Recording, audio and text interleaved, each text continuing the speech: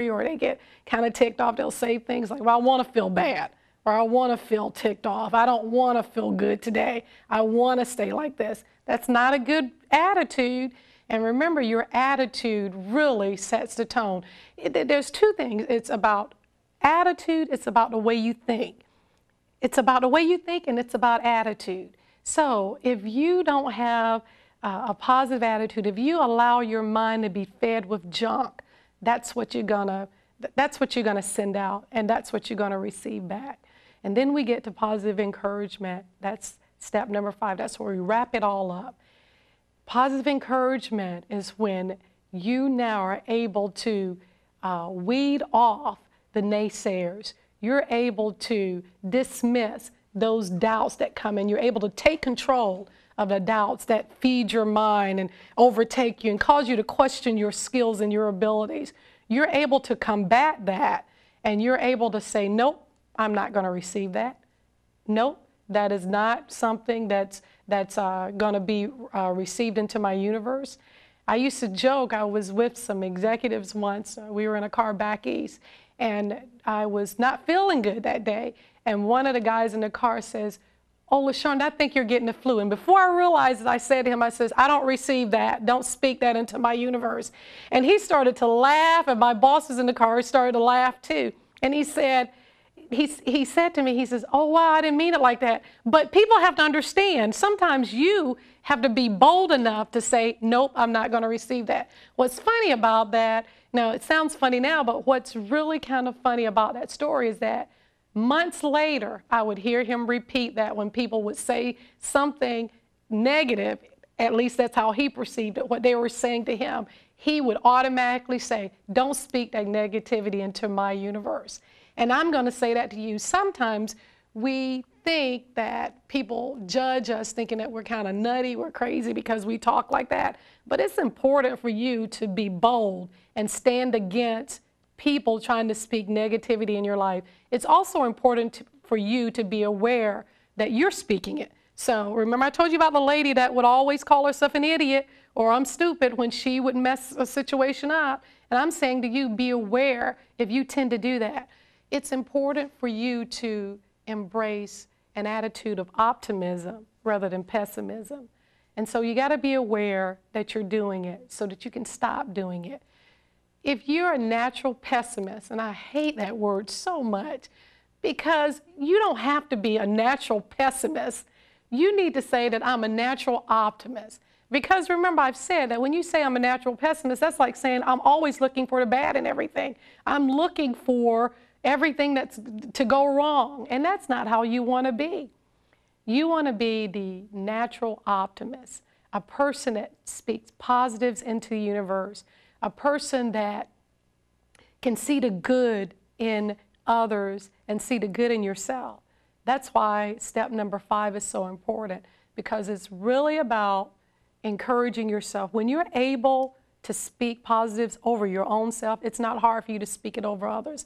Think about it for a minute. You've seen people, they're good at encouraging other people. They're good at lifting other people up. But then they're not so good at saying things that are positive about themselves. Not that they say anything negative. It's just that either they think that's not being humble or they think there's something wrong with it. And I challenged a group of people just recently about how many times do they speak things to themselves that are positive.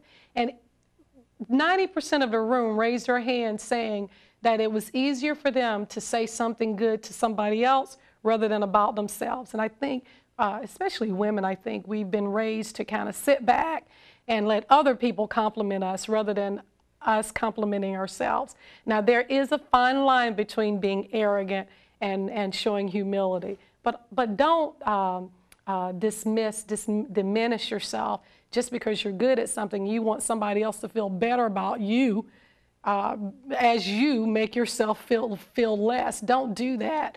Talk positive about yourself. Self-talk is about saying to yourself, I'm good enough, I'm valuable, I'm worthy, you know, I'm good at this, because you are good at it. Don't say that you're not. When somebody gives you a compliment, I've seen women do this in particular. Somebody gives them a compliment and they say, Oh, I really like that dress. And what's the first thing that come out of the person's mouth? Oh, it's an old dress. If somebody says, oh, your hair is beautiful today, oh, this is an old style, oh, you know, there's an excuse that we make because we want to kind of diminish the compliment. Don't do it, receive it. I used to do that, but I don't anymore. If somebody compliments me, I receive it and thank them for it.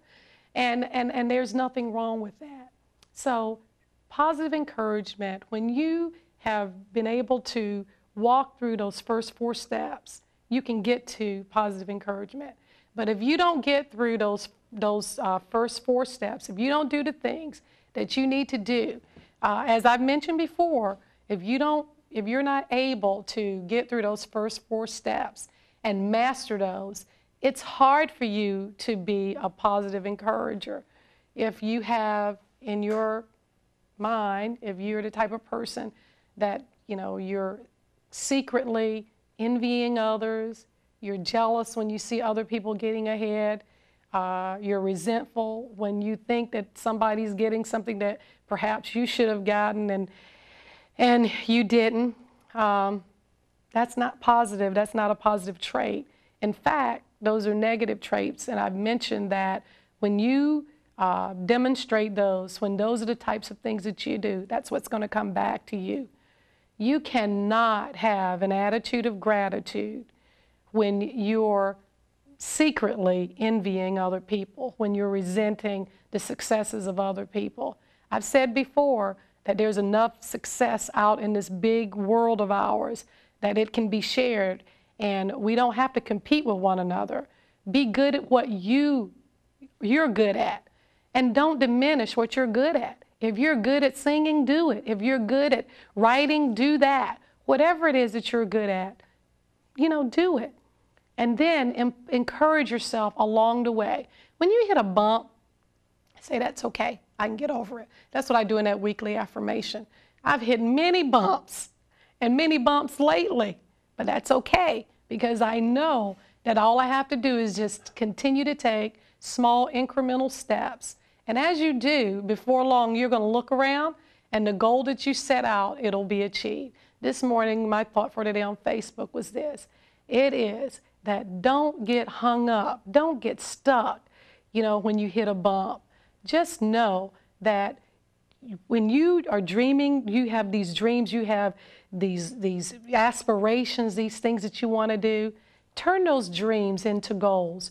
Write them down, because when you write them down, you're more prone to do something about them.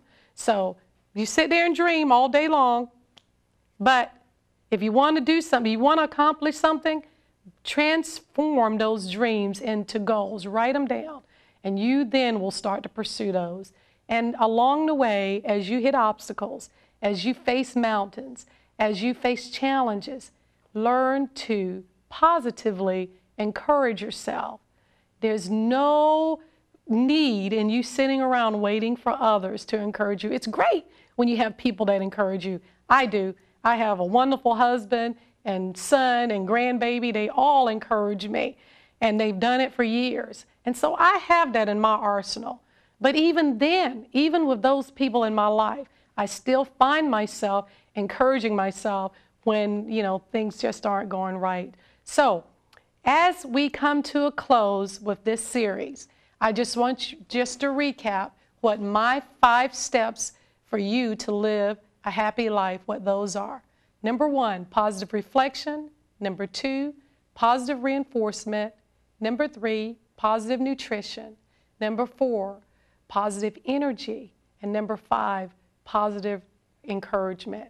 And I've said before that you cannot get to step 5 if you do not connect and master those first ones.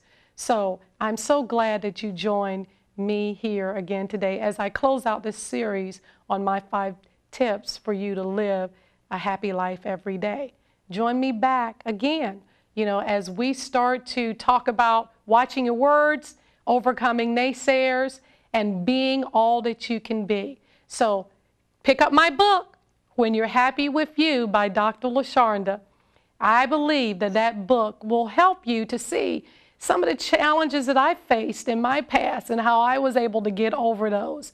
Remember this, it's not how you began, it's really how you end this. And so God bless you. God be with you. And I hope that you will not stop pursuing your hopes and dreams. And I believe that you deserve to live happy every day.